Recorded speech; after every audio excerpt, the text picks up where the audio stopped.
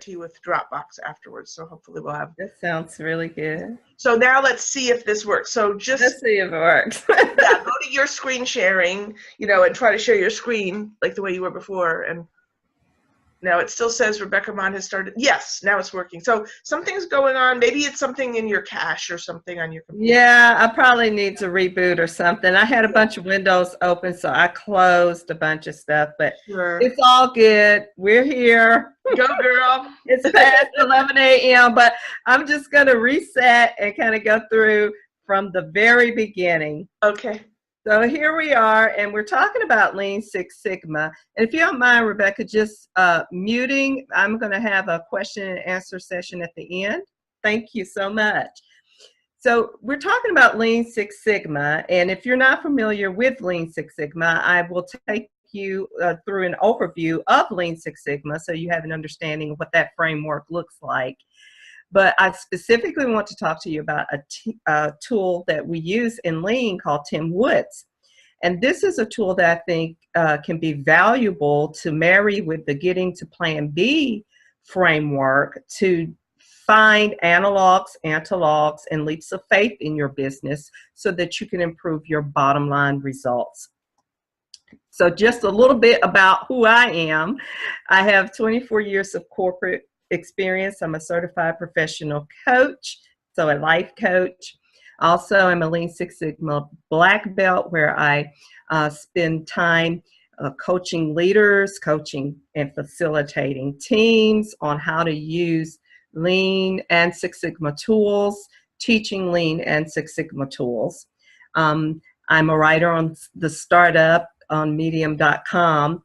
I also have training in operational and organizational excellence, and I do some individual coaching. If you're on Twitter, you can follow me over there at The Art of You by R.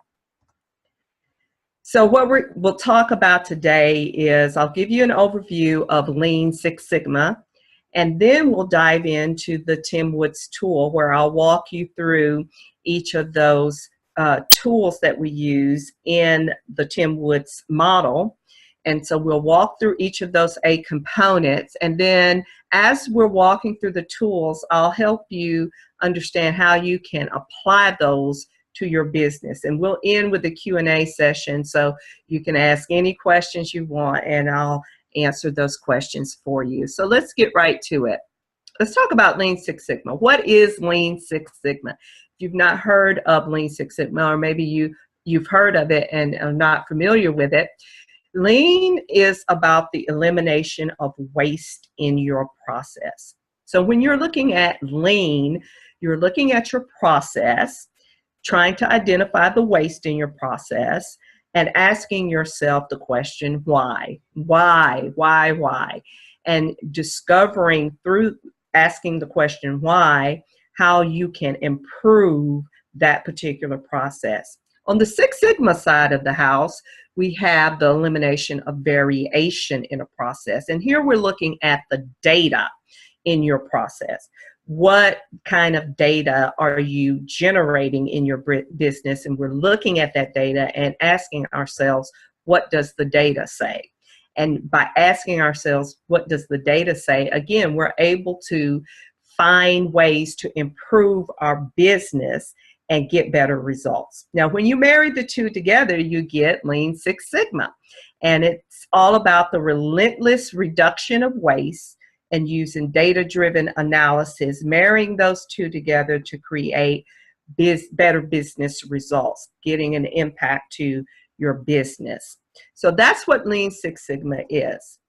And Tim Woods is a specific tool that we use in the Lean Six Sigma framework to identify waste in our process.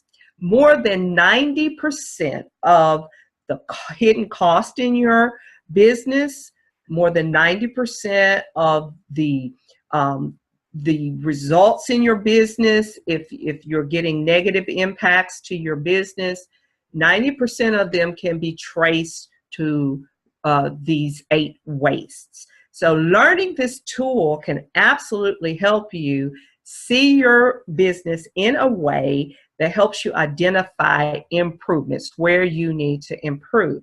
And that directly ties in to the different components in the Getting to Plan B framework. So when we're talking about how we relate Tim Woods to that framework, for revenue and working capital, we're looking at how we can improve that end product, that customer service, so that we can increase our revenue. We're improving the quality of our product or service, so we're not having to spend as much capital on making improvements or investing in things that we don't need, that kind of thing. When you're looking at gross margin and you're looking at your operating model and your investment model, here you're identifying where your costs are. And some of those costs are indirect costs and they're hidden costs. And what this Tim Woods tool helps you do is to see some things differently so that you can discover where some of those hidden costs and indirect costs may be impacting your business. It also helps you improve the efficiency of your process. So you're creating a better quality product or service, and you're creating it in a shorter time frame. Just understanding this one simple tool can really help you do all of that. So I'm going to walk you through the 8 components of that Tim Woods tool. And then we'll talk about a simple way you can use it to apply it to your business, and then I'll open it up for Q&A. So the first waste that we look at in the Tim Woods model is transportation. And here we're looking at the transportation of things in your company. So we're looking at fuel costs, any shipping expenses you may have. We're looking at overall transportation costs in your business. And when you look at how much you're spending on fuel, how much you're spending on shipping, how much you're spending on transportation overall, and figuring out how to reduce that, that has a direct impact to your bottom line. Now, for products, transportation of things, when you're looking at leaders in the industry who know how to do this extremely well, it's the United States military. They know how to move things around the world in a very efficient way. Also, in the private sector, we have companies like FedEx and UPS who are absolute leaders in minimizing the cost of their business in terms of transportation. So if you're looking for analogs to figure out where to improve your transportation costs, those are a few industries you may want to look at. Now, when you're talking about a service business where you're providing a service to your customer, it's a little more difficult to really understand how transportation applies. But where it applies in that service industry is you're looking at the transportation of information, okay? How long does it take information to get to your customer or that end user or that client? How long does it take you to get that report out? How long does it take you to get a delivered product that may be a result of your service to that end user? You're also looking at how long might it take them to get a response, right? Because that's part of your service. How fast is your response rate? So this is it's a little hard to wrap your head around in the service sector. A lot easier to apply if you have a business that's offering a physical product. But transportation is absolutely one way that you can look at your business, look at those transportation costs, look at how you're transporting things, and find where waste may be and eliminate that waste. The I in the Tim Woods model stands for inventory. And I call this money on the shelves. This is a direct impact to your cash flow. Once you have spent money for inventory, it is out. You take it out of the cash flow of your business. it's money that you're setting aside on the shelf. So when you're looking at that in a product, if you have a product that you're selling, it's really easy to see your inventory, right? You can walk through a warehouse and see just shelves and shelves of inventory and get an understanding of what your inventory is. But it's a little more difficult, again, in a service environment, but it's absolutely applicable. So when you're talking about an office setting, I have a picture here that shows this, an office supply cabinet. How much inventory of office supplies are you keeping on hand? Are you keeping the appropriate level of those supplies? We can overbuy, overspend in that area, and it takes cash out of commission for our business. The storage of files. A lot of times we don't think about electronic files, but when you've got products like Dropbox and you're looking at the storage of files, that can start costing you after a while. You've collected so many files, you're having to buy space to store those files. So looking at it that way, how can I minimize that? I've worked several projects with teams who were able to free up lots of space on their hard drives, lots of space on their shared drives, lots of space in their Dropbox, and reduce their cost of storage. So here we're talking about inventory. The M in the Tim Woods model stands for motion. And here we're looking at excess motion. So the difference between transportation and motion is transportation has to do with things, motion has to do with people in the process. And here we're looking specifically about how people move in that process. So we're getting into ergonomics, right? How have we set up our office?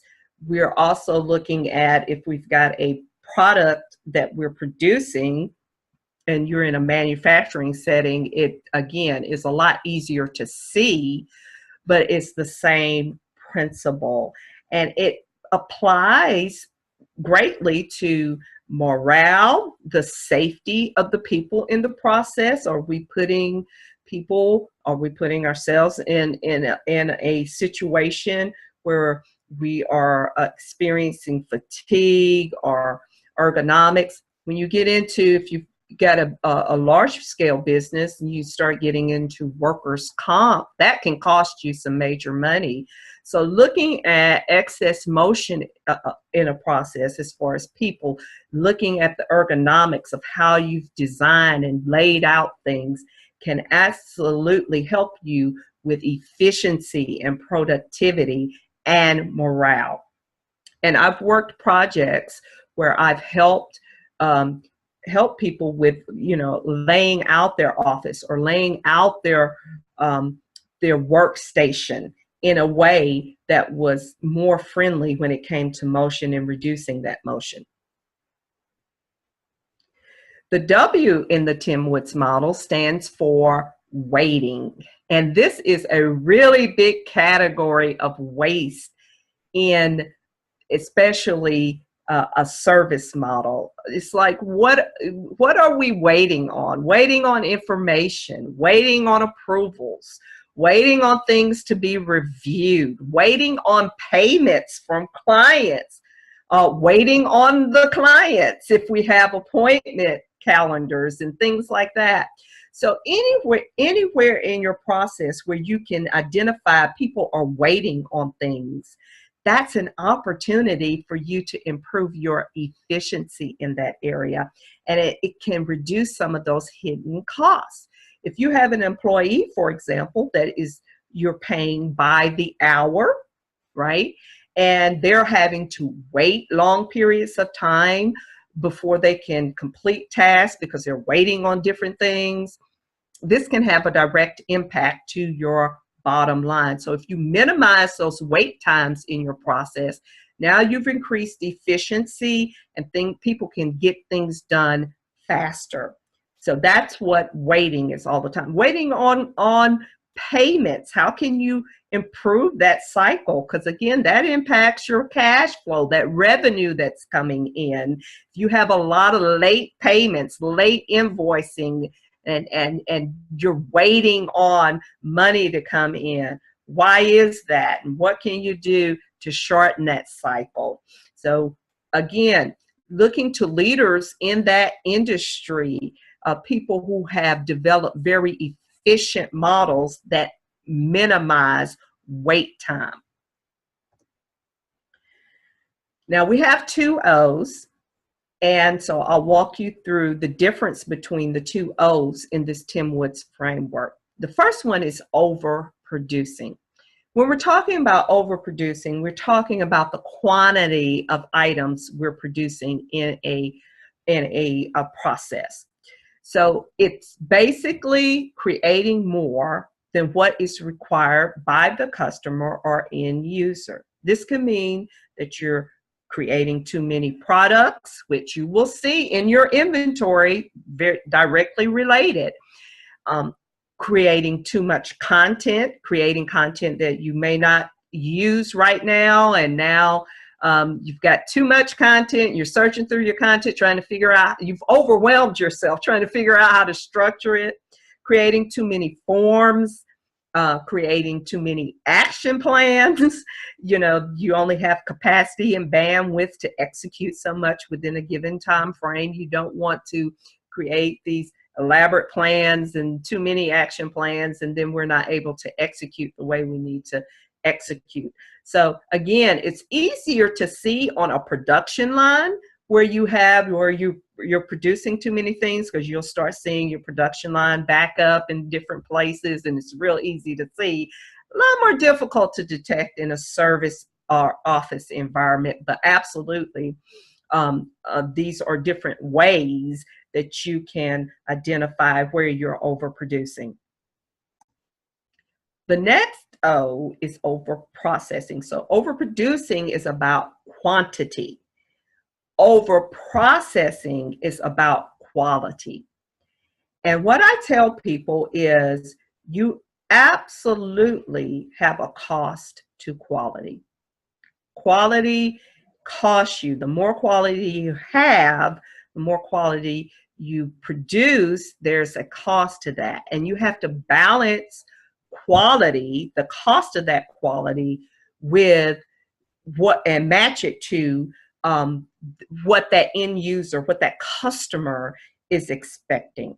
So here are some different ways that we can get into overprocessing. Now, in a manufacturing environment, it's again a lot easier to see because it starts costing you. We're upgrading our machines, and we're getting tighter tolerances, which is costing us.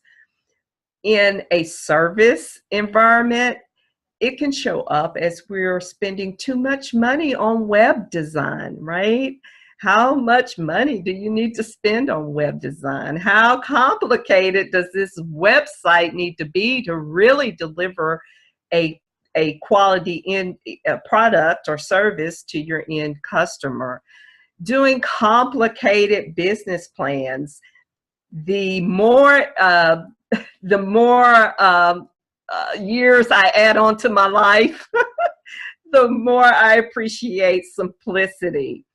And simplicity can absolutely help us focus better and execute better.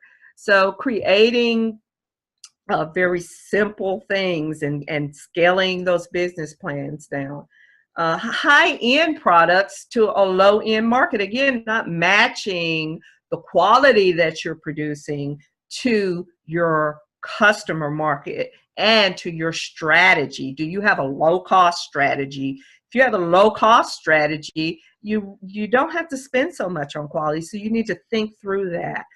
Marketing, are you spending too much on marketing? Are you doing costly marketing campaigns that are not effective? Do you have too many gadgets and gimmicks? I mean, we live in a world that has just a plethora of all kinds of gadgets and tools, It's software products that can help us, but it's easy to get caught up in just getting another tool and another tool, and because we're going to try to increase that quality, when we got to find that balance so that, again, we're not tying up cash flow. We're not tying up money in our capital space to do things that really don't make a large impact to that end customer or end user. Here's another big category. So waiting is a really big category, and that I see show up in a lot of business processes that we ignore. But the other big one is defects. And when you're talking about defects, what a defect is anything that you produce for that end user or end customer that does not meet the customer requirement. That is a defect. And so where defects show up in your business is anything you're having to rework. Customer returns. A customer return is really a rejection of your product or service. So that is a defect. When you're looking at incomplete forms or canceled appointments, customer complaints. When your customer complains, that means that, again, you have missed the mark on providing a quality product or service, and you need to understand what that defect is and figure out how to eliminate that defect or minimize the impact of that defect in your business. Repeat contacts on prospects. You know, if you have a lead list, a defect is I've tried to make contact with this person and I'm repeating over and over and over trying to make contact with this person. That is a defect to me, right? You're not efficient in executing how you onboard that customer or client. So how can you get better at that? So defects is one way that you can look at your process, your business process, find those defects, find where we're not meeting the mark on quality, and improve those. Big impact to efficiency and also discovering those hidden costs that we talked about.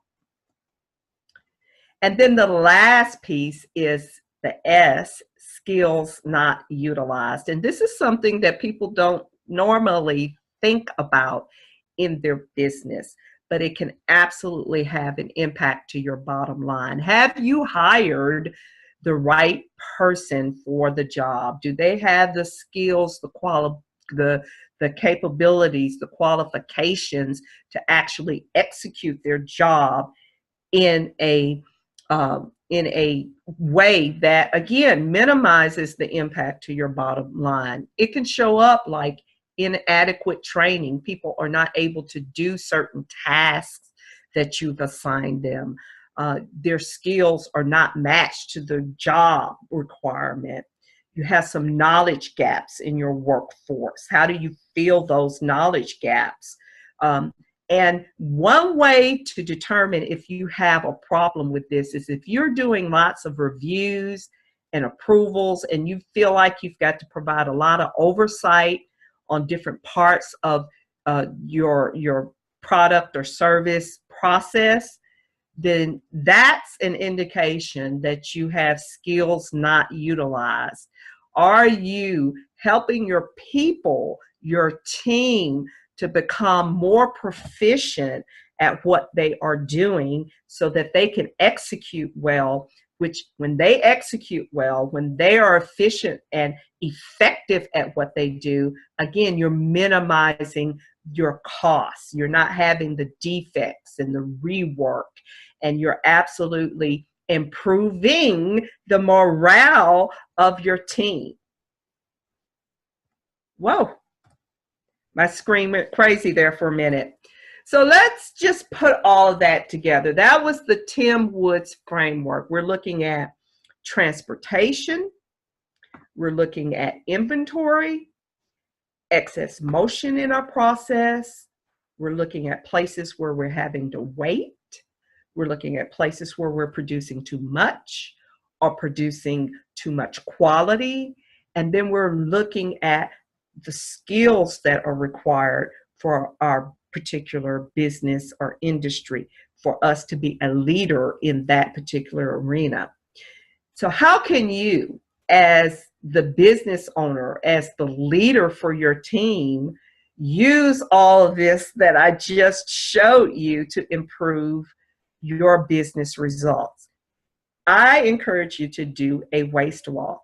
So you take these 8 wastes and you go out and walk your business process and try to find where you have excess transportation costs, where it's taking people, to you have excess shipping costs, or you're moving products too far. You're not located centrally. That's a way to look at it.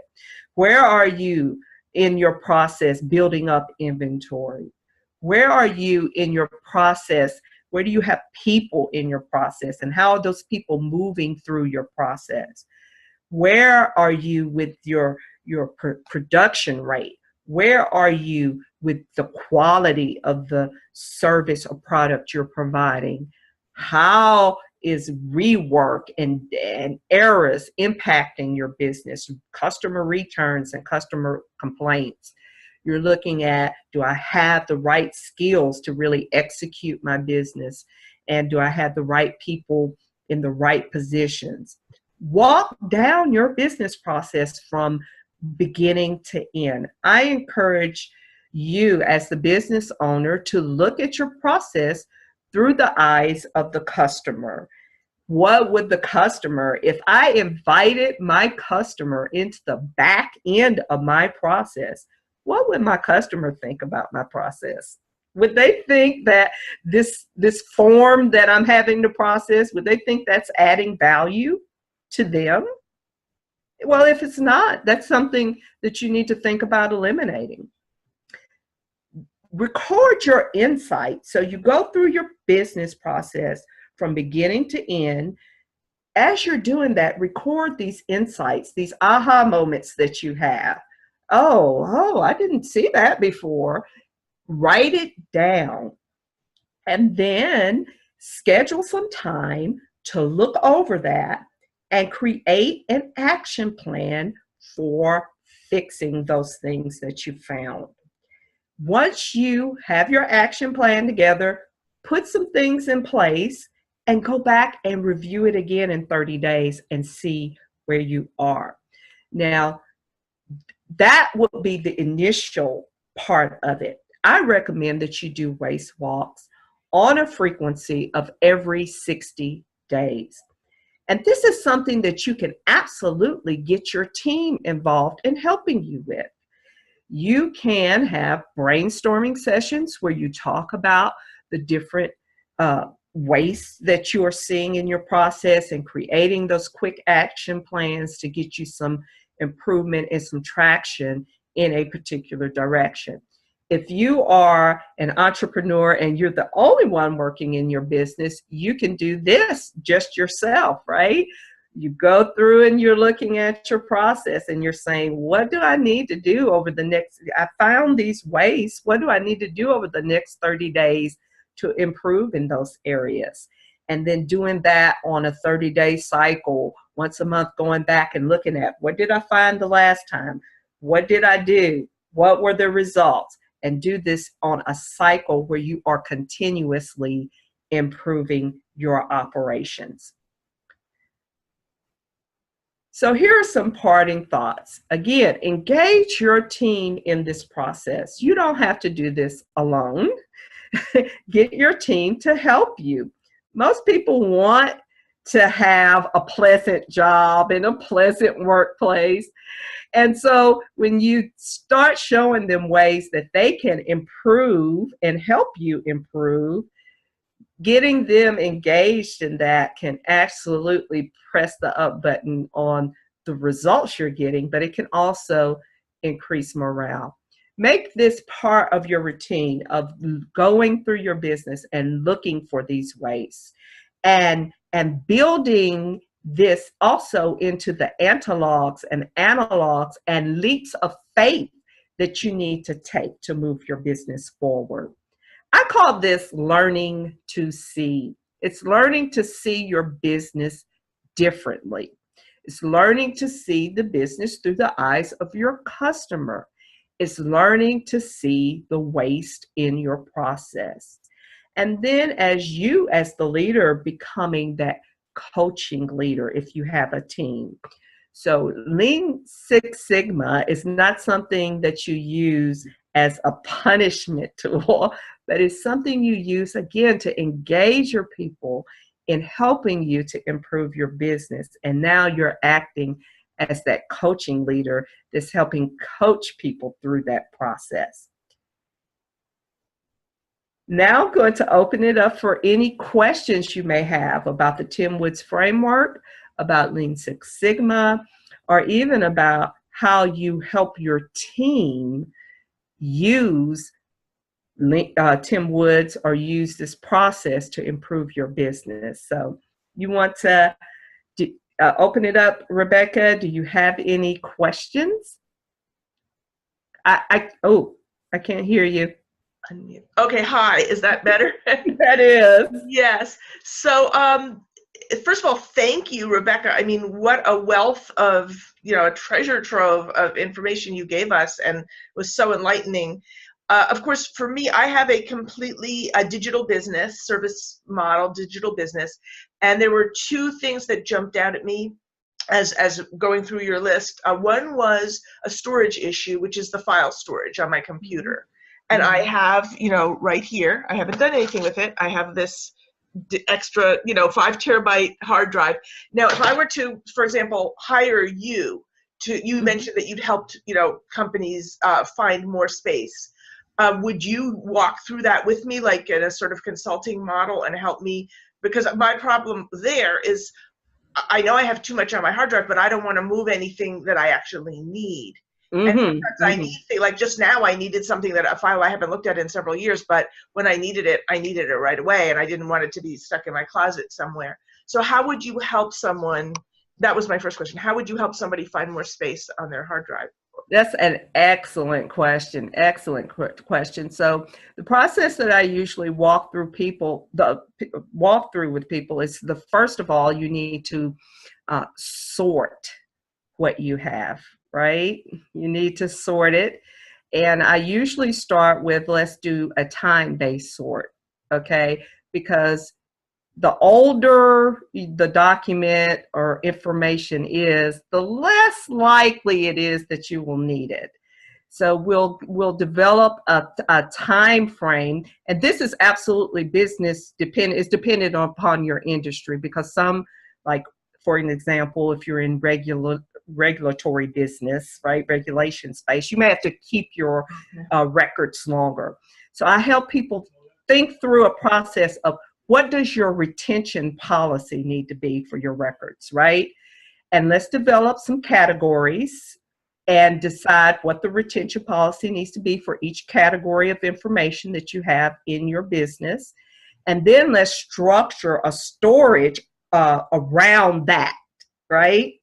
So there may be some things that you look at and say, I'm going to archive this onto this backup drive, right? Because I need to keep these documents. So something that's coming to my head right now is there may be information related to tax payments, for example, right? And you've got to keep those records for so long. It's not an option of throwing those away. Well, we want to make sure we set up a process where we're routinely archiving those things onto a backup drive. So that's a simple example. So depending on what your industry service is, we look at it in that framework, come up with our buckets and categories, come up with a retention policy for each of those categories. And now we do the real work, which is going through your files and figuring out what we need to exactly do with each of those buckets, right? To make it efficient for you and minimize your cost. Does that resonate with you? Oh, totally. I mean, you know, of course, I guess my deeper question is, you know, help. Will you come to my house? Move it to see them. I am absolutely available, Rebecca. So write down this email address. You can email me. It's Okay. info Uh-huh. at the art of you. That's the letter U. I have it already. I got it from You do. You have my email address. Yeah. Great. Just email me. Okay. Let me know exactly what you're thinking about. And yes, I can absolutely consult with you to help you think through what you need to do with that. Yeah, because just one more sentence on this. What I discovered for me, because I'm just, you know, I don't have a lot of those kinds of time-based things, or because I'm the type of business I have, what happens with me is it's my graphic files. You know, I'm constantly downloading things from Getty Images or, you know, videos and large pictures. And so they keep adding and building up. And I need access to all of them quickly. Now, they do put them in Dropbox, but I have a lot of trouble working with Dropbox just because I'm spatially challenged. I don't know. So yeah, I would probably want like a custom walkthrough that you could, you know, look at everything. Would you be able to do that? Look at everything I have and then just help me, you know, make it workable? Yes. Yeah, absolutely. Absolutely. That's what I do, is help people improve their business processes. So I absolutely am available to help you with that. You're an angel that dropped from heaven. Okay, so that's the first one. The second one that really struck me, and again, you know, my business probably has less of these than a lot of others, but this one really jumped out, was where you mentioned about waiting. Right now, I have a situation where I have a client that we did a Zoom meeting, and she's creating a 3-video short course, you know, really short 3-video course. And we basically did it during the Zoom session. But the Zoom session is 2 hours long. So what I need to do is go through and cut out her 3 5-minute segments, you know, as isolated videos. And I'm just not quite sure how to do it because I've never done that. I don't know if I can put my whole Zoom meeting into Camtasia and just cut. That's what I probably will do. But so there's that kind of factor of, how do I do this? I haven't done it before. You know, a tech issue. And then just finding the time to go through a whole 2-hour thing. Because she asked me for it, like, I told her that I'd have it early next week, but she asked me for it, you know, like within 24 hours after the meeting, which tells me she really wants it. So that to me is, I'm holding my client up, you know, and in a sense holding myself up, because I can't just, you know, snap to like that. And there will probably always be things like that that evolve because somebody needs something that's new that I haven't done before. So I don't know how you address that, because yeah, I think for situations like that, Rebecca, you want to make sure you have a well-defined way to develop that scope of work up front, and understand what those customer expectations are up front. A lot of times if we jump in and just start doing it, you know, we jump into execution mode, and entrepreneurs are great at that because we love to execute. But spending a little more time structuring a process, an upfront process that can gather the data or the insights you need from the customer to understand exactly what their expectation is going to be. So part of building a process that will deliver what the customer wants, because that's what we're trying to do, right? You need to understand first what the customer expects. And so building a process that will help you understand that, then will kind of take you out of this space, what you're talking about. So you're going back and building it onto the front end of your process. Does that make sense? That makes perfect sense. Now, let me ask you something. I mean, partly because I work with people who have all different types of businesses, and I'm helping people who are creating online courses design and develop their course. So everyone's situation is unique, and part of what makes, you know, you also talked about delivering a high-end product in a low-end business, but I'm delivering a high-end product in a high-end business. In other words, that customization and that hand-holding and that, you know, giving them the space for things to emerge is actually part of my business model. So maybe what I would just need to do is clarify that up front. Right. And what you need to do, I think, Rebecca, instead of, so there are 2 ways to structure things, right? You can develop a very strict process. No, that's not going to work. With procedures. And, okay, so that's one way you do it. I think for you and the space you're in with customization and you're a specialist, that you more or less need excuse me, can't get my words out, to develop an overall framework. A framework rather than a set of processes. Yeah. So you figure out what your framework needs to be, and then set up any process you need around your framework, rather than trying to figure out, yeah, and you may have to tweak it for specific target groups. But let me ask you this: have you gone through an exercise where you've looked at what those groups are that you're serving, like the different market industries you're serving? You know, my business is still really young and it's still in process of development. So far, most people I've worked with have been individual business owners who have an existing program in the face-to-face world. That, like, for example, the one I'm talking about, she has a wonderful, program that she does to train occupational therapists in the physical world, and now we're putting that online. So we're taking the whole existing successful program and turning it into an online version, and then this 3-video part is just part of the build-up in the marketing to bring people to the online. So that's one segment that I have a lot of people like that.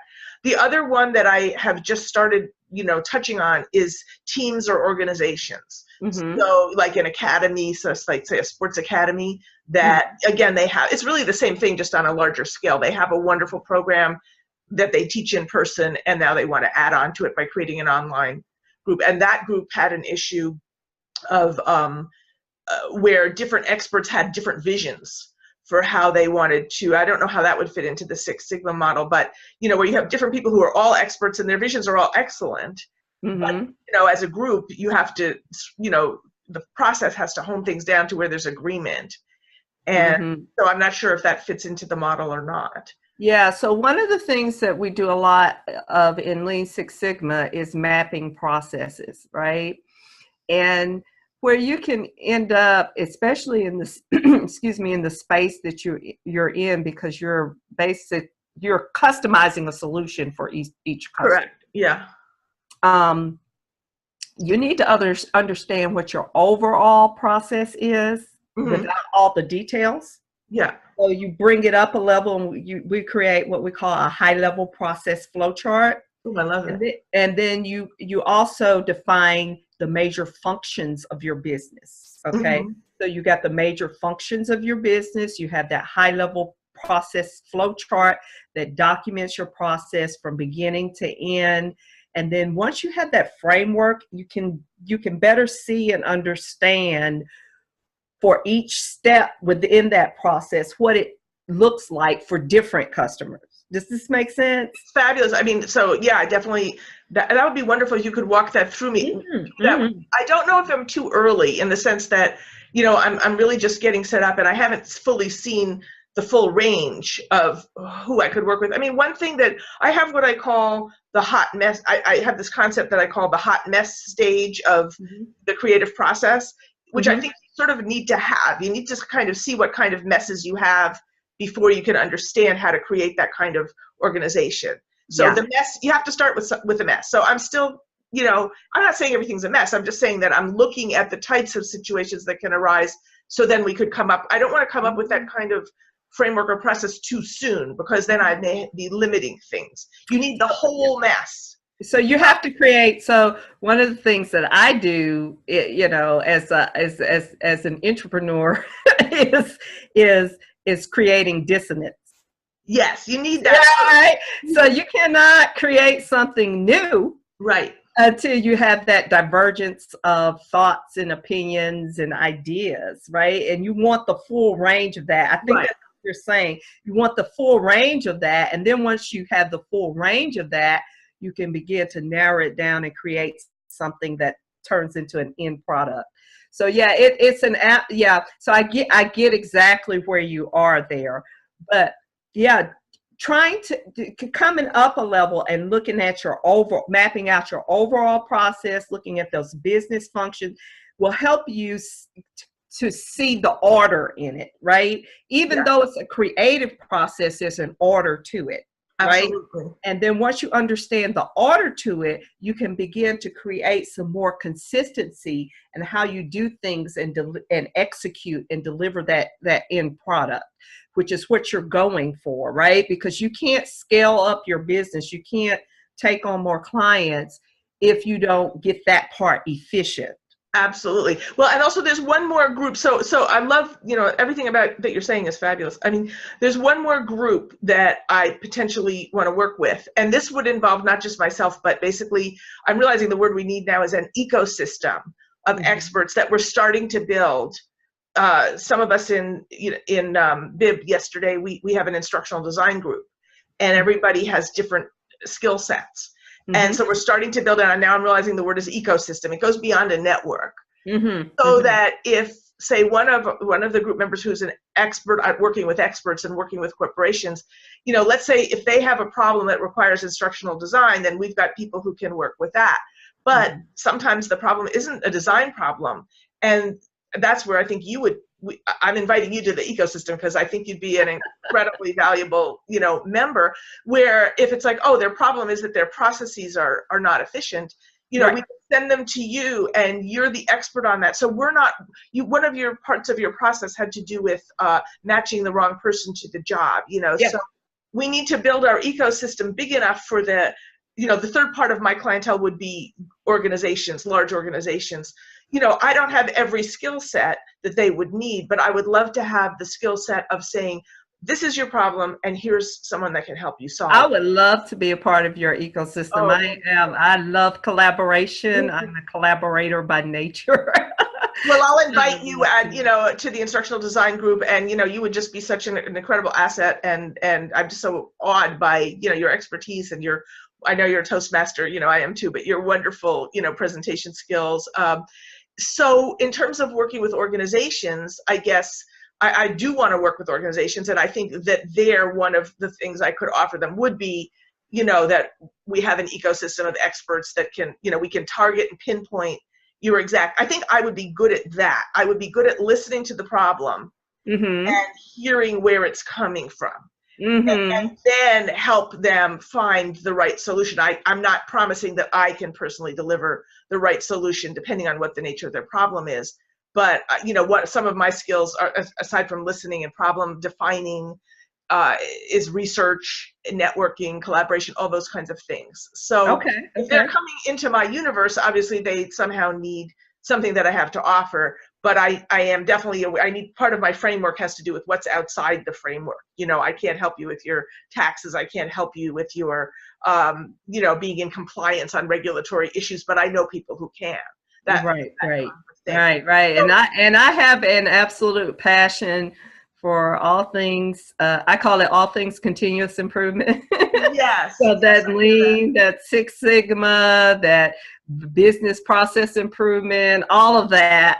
I love it. I've lived in this space for full time for 8 years. I've lived in this space, and I do have corporate experience leading teams and coaching executives. And I would love the opportunity to be a part of your ecosystem. Rebecca, you're amazing. I just think what you're doing is so brilliant and so beautiful. I mean, you're very eye-opening. I love the way it fit into the, what we're learning in BIB. And it's interesting for me because it also was making me, I'm also doing all sorts of mental math in my head and realizing, thank goodness I don't have to transport boxes and, and I'm going, oh, that's my operating model, or that's my cost of goods sold, so, that might be interesting too, to kind of, apply that to businesses. But so I have two questions. For the sports academy that had the challenge that they can't even begin to design anything, and they're stuck. I mean, this has been going on for years, where everyone's got everyone's right. So how do you, so all the forces are equal in all directions. So how do you decide which way to go? Would you be able to help them? Would your process be able to help them, or do they need something different, like a conflict resolution specialist? Yeah, so one of the things that I do is try to bring teams together and galvanize those teams. So I've worked with, in the last 8 years, I've worked in the space of working with technical specialists and experts, you get them all in the room, and you're exactly right. They all have very different ways of looking at things and different opinions. And so I have expertise in facilitation and helping that team come together and focus on, the real, whatever the real problem is, or whatever it is they're trying to tackle, and try to get them to a common understanding. What I have found with technical specialists and experts is not necessarily that they have a divergence of opinion. It's a divergence of the how. It's a divergence in the language. And what you end up doing is spending a lot of time helping them see things from a different perspective other than their own, right? And so that's what I do with teams. And so I do 3.5-day sprints, and we get in the room, we get a challenge, a problem that the business leader really wants to solve. And we get all these technical experts in the room, and we come out with a set of recommendations. And so, yeah, I do that. And would you do that, like when you say 3-day sprint, can you do that remotely? Like we are on Zoom.